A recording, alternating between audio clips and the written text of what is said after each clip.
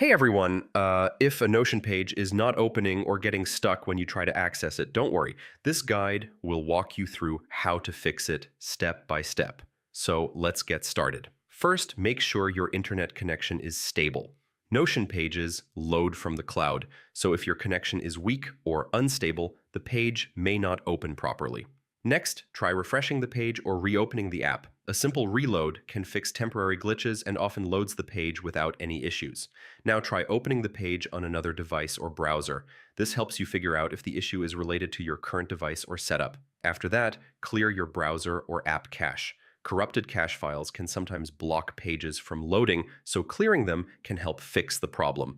Also check if you have permission to access the page. If it's shared content, you need the correct access rights, otherwise the page won't open. Finally, check if Notion servers are down. Sometimes the issue isn't on your side, and if there's an outage, you may need to wait until it's resolved.